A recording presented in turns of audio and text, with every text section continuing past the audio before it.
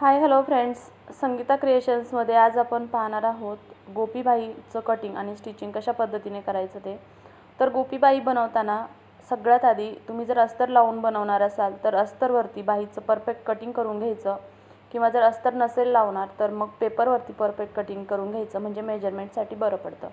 आता मला इथं 4.5 इंचाची रेडी बाई हवी आहे, तर मी इथं 4.25 इंच लेंथ घेतली आहे, म्हणजे लांबी. आणि इथं आर्मोल आहे 7.25 इंच, 1.5 इंच शिलाई मार्जिन घेतली. दंडगेर आहे 6.25 इंच आणि 1.5 इंच शिलाई मार्जिन घेतलेले आहे.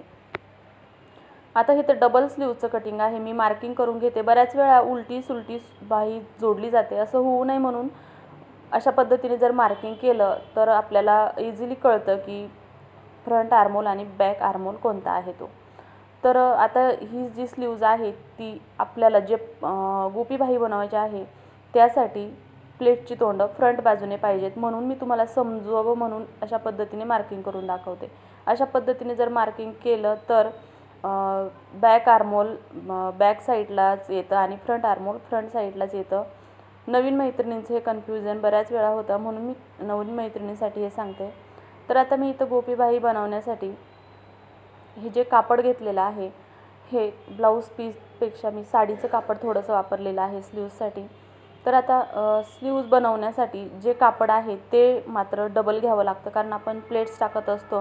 प्लेट्ससाठी डबल कापड घ्यायचं. त्यासाठी काय करायचं, आपण जे स्लीव्जचं परफेक्ट कटिंग करून घेतलेलं आहे अस्तरवरती, ते अस्तर अशा पद्धतीने जे मेन आपण ज्यापासून प्लेट्स बनवणार आहे ते कापड डबल फोल्ड करून घेतलं आहे आणि त्यावरती हे अस्तर ठेवून मी म्हणजे डबल फोल्डमध्ये घेतलेलं आहे आणि स्लीव्जपेक्षा डबल कापड घेतलेलं आहे. तुम्ही 1.5 इंचही घेऊ शकता कमी प्लेट्स हवे असतील तर. आणि आता उंची किती घ्यायची, तर 1 ते 1.5 इंचापर्यंत तुम्ही उंची एक्स्ट्राची घ्यायची आहे, कारण प्लेट्स टाकल्यानंतर कापड कमी जास्त होऊ शकतं. आता मी हे डबल कापड घेतलेलं आहे आणि उंची 1 इंचाने एक्स्ट्रा घेतलेली आहे. तर आता 4 इंचावरती ओपन बाजूकडून मार्किंग करायचं आहे. हे अशा पद्धतीने दोन्ही बाजूने मी 4-4 इंचावरती मार्किंग करून घेतलेलं आहे. नंतर इथे छोटेसे कट देऊन घ्या.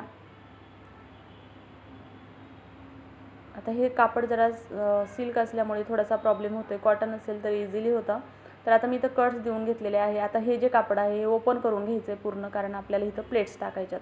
आता ओपन केल्यानंतर उलटं सुलटं पाहून घ्यायचं आहे आणि जिथं आपण 4 इंचावरती कट दिलेला होता त्या कटपासून पुढे छोट्या छोट्या प्लेट्स टाकायला सुरुवात करायची आहे. आता प्लेट्स तुम्ही अर्धा इंच किंवा पाऊण इंच असं मार्जिन घेऊन प्लेट्स टाकू शकता.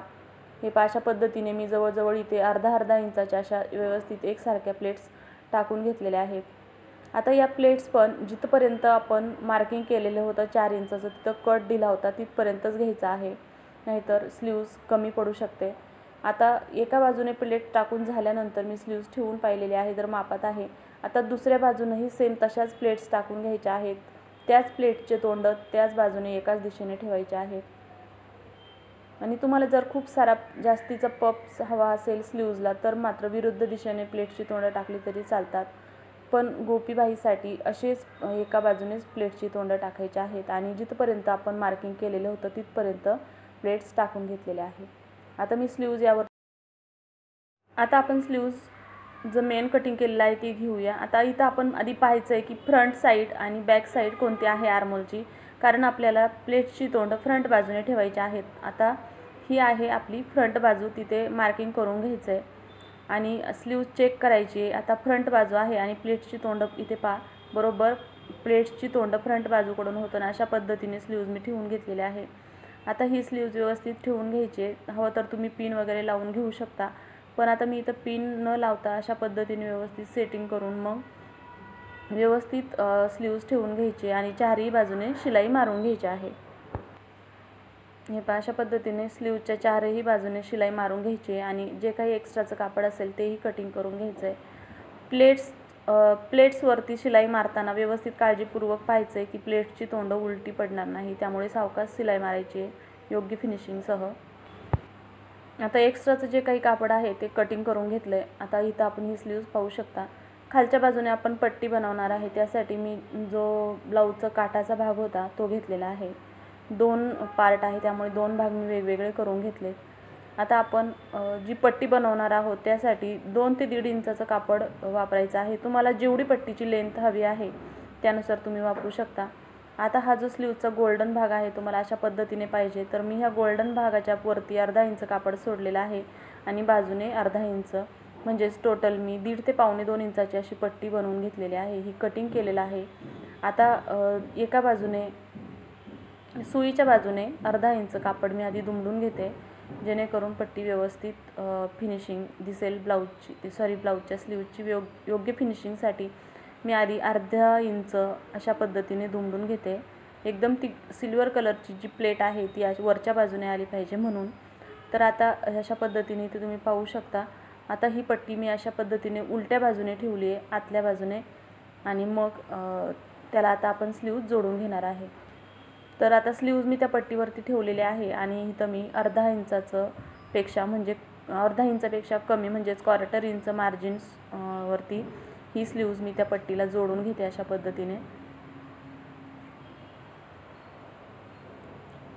अशा पद्धतीने ही पट्टी व्यवस्थित योग्य फिनिशिंगसह जोडून झाली की ही पट्टी उलटून घ्यायची आहे। अशा पद्धतीने उलटून घेतली की जी स्लीवचं जे प्लेटची तोंड आहे ते खालच्या बाजूने घेऊन पुन्हा ही पट्टी अशी उलटून घ्यायची आणि त्यावरती एक दाब टीप देऊन घ्यायची। तर काय होतं, ही जर दाब टीप दिली ना की पट्टी आपण आतमध्ये जी उलटून घेतो ती योग्य पद्धतीने एकदम इझिली आतमध्ये पलटली जाते। हे अशा पद्धतीने ही प्लेट्स उलटली जाते आणि मग आता त्यावरती आपण टीप मारून घ्यायची आहे।